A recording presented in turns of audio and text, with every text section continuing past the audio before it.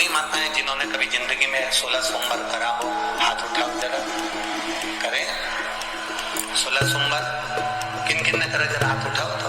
हाँ ठीक है ठीक है ठीक है।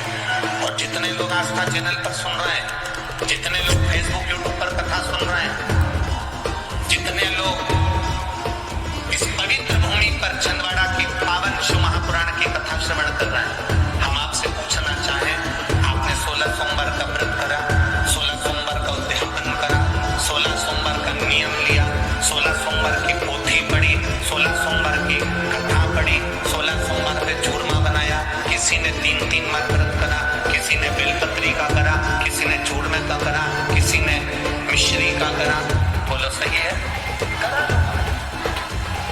पर जितने लोग आस्था चैनल पर कथा सुन रहे हैं, जितने लोग इस फेसबुक पर कथा सुन रहे हैं, जितने छिंदवाड़ा की पवित्र भूमि पर कथा सुन रहे हैं, हम इनसे पूछना चाहते हैं,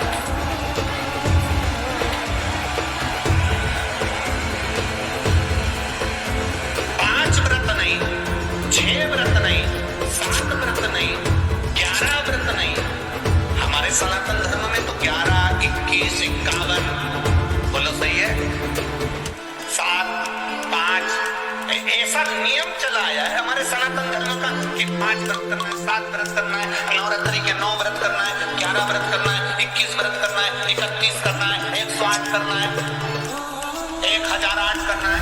ऐसा नियम हमारे शास्त्रों का चला आया। फिर आखिर 5 व्रत नहीं, 7 व्रत नहीं, 6 व्रत नहीं, 4 व्रत नहीं, 3 व्रत नहीं, 16 व्रत का नियम कहां से? 16 व्रत ही क्यों?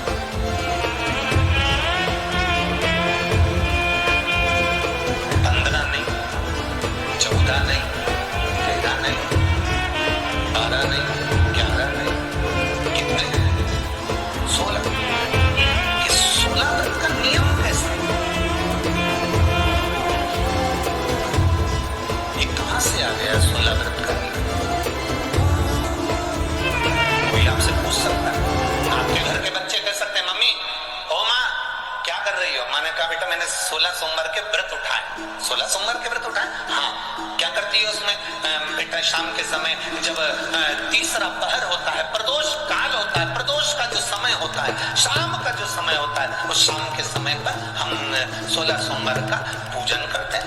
शिव जी का शिवलिंग का निर्माण करना या शंकर भगवान का शिवलिंग करना, उसकी पूजन अर्चना करना, उसका निर्माण करना और पूजन करके जो भी चीज से हमने सोमवार करे हैं, जो 16 सोमवार के प्रथम सोमवार में चूरमे से करो, चाहे तुम बेलपत्री से करो, चाहे तुम मिश्री से करो, जिससे तुम पहला व्रत करोगे, 16 की 16 व्रत उसी चीज से होंगे, उसी प्रसाद से होंगे।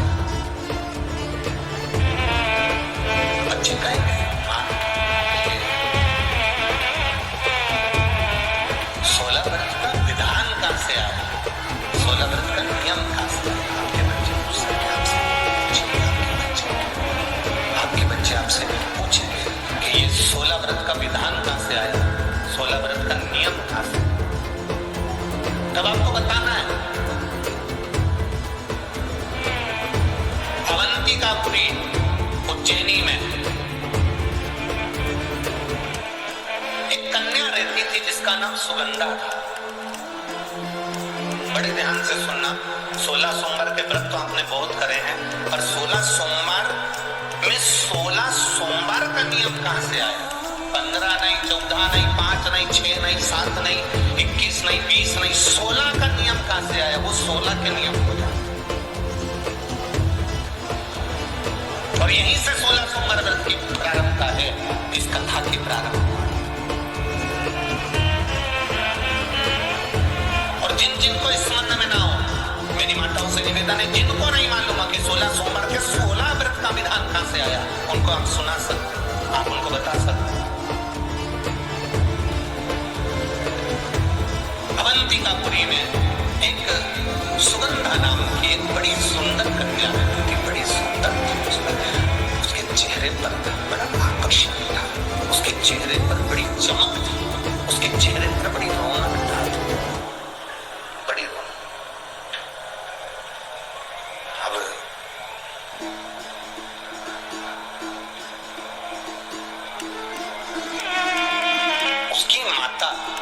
सुगंधा की जो माँ थी,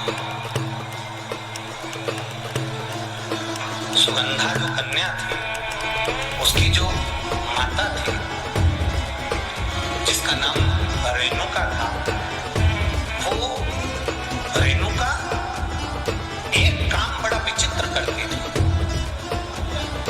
किसी भी देवालय में जाती थी, किसी तीर्थ में जाती थी, किसी मंदिर में जाती थी, किसी शिवालय में जाती थी, किसी तीर्थ स्थान पर जाती थी, पुष्प साथ में ले जाए ना ले जाए, प्रसाद साथ में ले जाए ना ले जाए, सोना चांदी दान करने के लिए ले जाए ना ले जाए, पैसा धेला कहीं चढ़ाने ले जाए ना ले जाए, और एक इत्र की शीशी में रुई को भिगोकर एक डब्बी में भरकर लेकर जाती थी।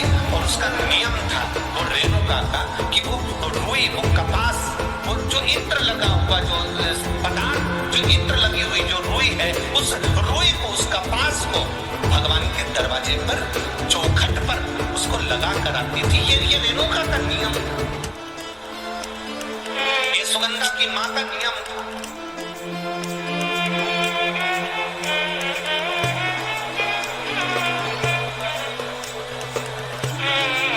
एक नियम हमारी जिंदगी में हम जो लेते हैं, वो नियम हमारे लिए सिद्धता देता है।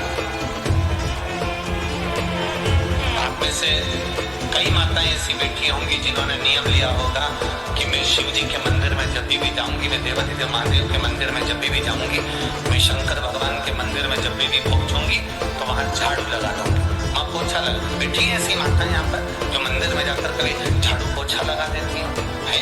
तो आप जाकर शिव के मंदिर में बुआरी लगा रहे हो, झाड़ू लगा रहे हो, पोछा लगा रहे हो, जो बहुत सारे दिए लोग लगाकर चले जाते हैं, जलाकर चले जाते हैं, दिए ठंडे हो जाते हैं, उन दियों को भरकर एक डलिया में, एक खोखे में, एक जगह पर ले जाकर आप रख देते हो। उसका पुण्य कितना है? शिव महापुराण की कथा करें, कितना पुण्य।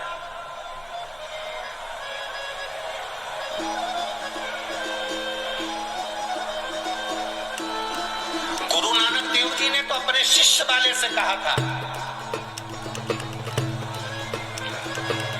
गुरु नानक देव जी अपने शिष्य से कहते हैं,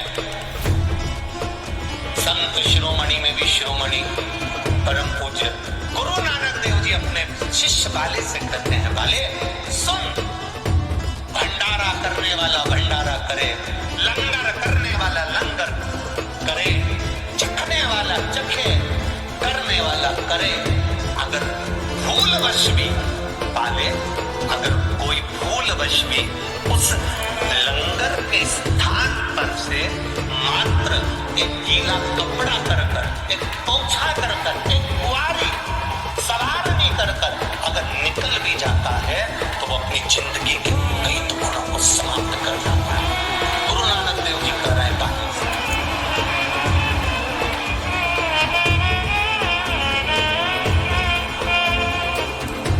अब शिरोमणि संतों में शिरोमणि गुरु नानक देव जी कहते हैं कि कोई लंगर करे, कोई लंगर चखे, मतलब कोई भंडारा करे और कोई भंडारा खाए, कोई लंगर करे, कोई लंगर चखे।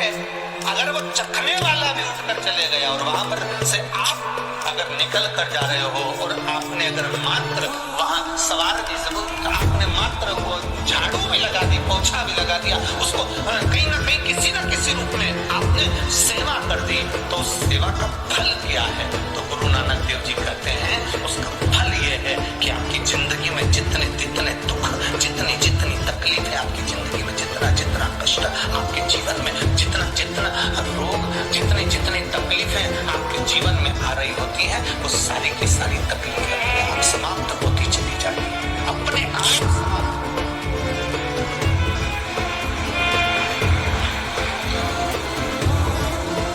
अब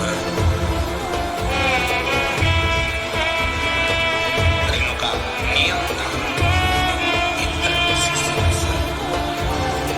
इत्र निकाल लेती थी, उस इत्र को रेणुका वो भगवान की जो चौखट थी, भगवान का जो द्वार था, भगवान की जो दरवाजा था, भगवान का जो द्वार था, भगवान की जो चौखट थी, उस चौखट पर उसको लगाया।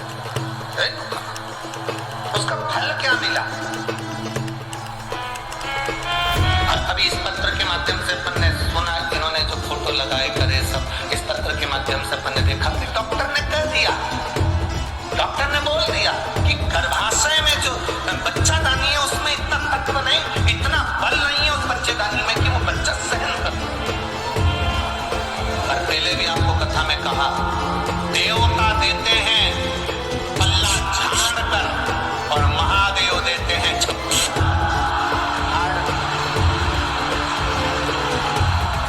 ये महादेव की देने की रीति बड़ी विचित्र। कोई तुमसे कहे कि दिन भर मंदिर में बैठे रहना भगवान मिलेगा, ना ना। कोई तुमसे कहे कि गंगा जी के घाट पर जाकर बैठ जाना भगवान मिलेगा, ना ना। कोई तुमसे कह दे कि नर्मदा जी के घाट पर जाकर बैठ जाओ, 24 घंटे वहीं पड़े रहो, भगवान मिलेगा, नहीं। कोई तुमसे कहे कि कहीं तप साधना में लग जाओ, भगवान मिलेगा, नहीं। शिव महापुराण की कथा कहती है, अगर तुम्हारे मोहल्ले में, तुम्हारे नगर में, तुम्हारे गांव में, तुम्हारे परिवार में, तुम्हारे कुटुंब में अगर कोई दुखी है,